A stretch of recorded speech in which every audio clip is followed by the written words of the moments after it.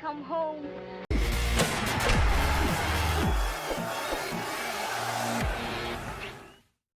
All right, I got a different look here because it's some big news. I just want to get it out quick. You can see the report right here. Per source, Andrew Van Ginkel's intention is to re-sign with Miami, barring last-minute snag, as Jason Sarney noted. They're working on a deal per source. Fangio reached out to him, told him they would like him back. He visited New England and spoke to Las Vegas. Las Vegas. I still don't get used to that. I like Vic Fangio. I was very happy that we signed him, but I am loving Vic Fangio if he can talk Van Ginkel to come back. I love Van Ginkel.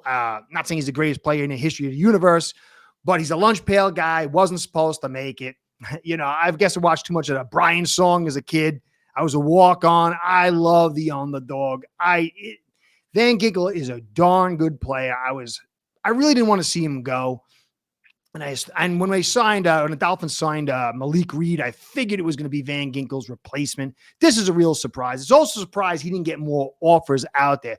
I really thought he was going to go to England, and it's wonderful that he isn't, and more wonderful that he likely will come back to us.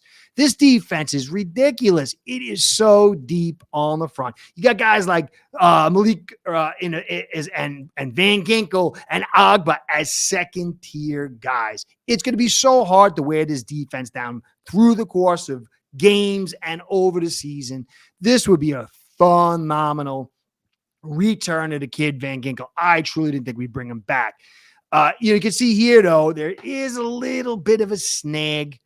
Barry Jackson did the first one. Here's the second one.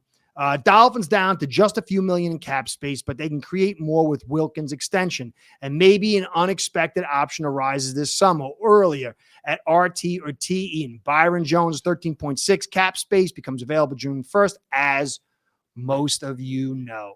Now, I wouldn't say bad news, because I'm just happy this kid's coming back, and I'm really happy he's not going to the Pats.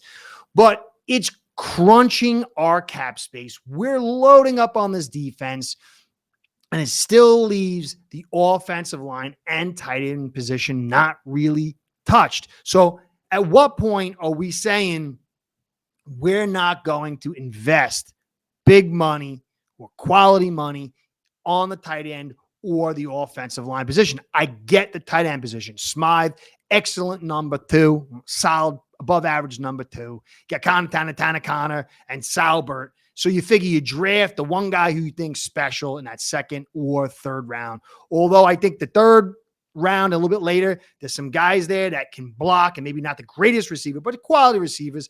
And I thought that would be a real good addition for us, a guy with a little physicality to work the edge. But I'm getting more of the feeling that we are going to be a fumble team, and they're probably going to draft in that second round an athletic pass-catching tight end who probably can't pass block too much. I don't like that, but it kind of fits in with the rest of what we're doing. It jives with this fumble type team we got on offense. And, maybe we draft a lineman with that third or second, but Greer's ability to find offensive linemen is a little bit of a concern through the draft. And then even when these guys come in, it takes a little time for them to develop, which is not terrible. But with this 23-24 window, I was hoping we'd spend some quality money on a backup offensive line. Sam Milton, the left guard over at Philly, who was just in the Super Bowl, is top 5, top 7 type guard, went for $24 million over 3 years to the Steelers. He would have looked phenomenal in a Dolphins jersey and would have helped this offensive line out tremendously.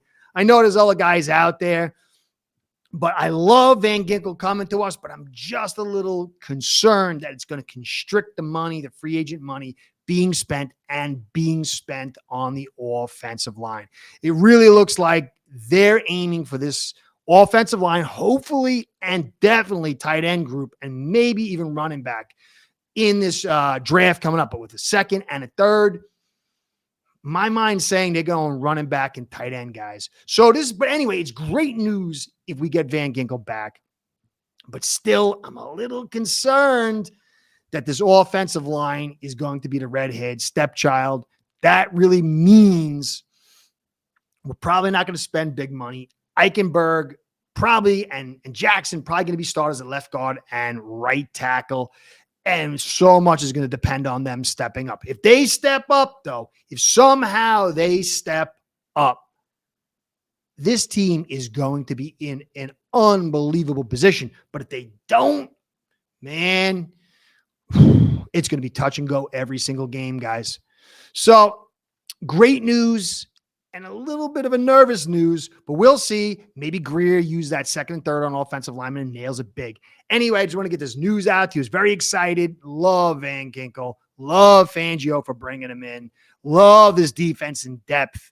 So let's stick on the positive and hold till after the draft to go in any direction with this offensive line. Curtis saying, I'll have some regular, stay tuned for some regular podcasts coming up soon. Catch you next time. Be well and go Fins.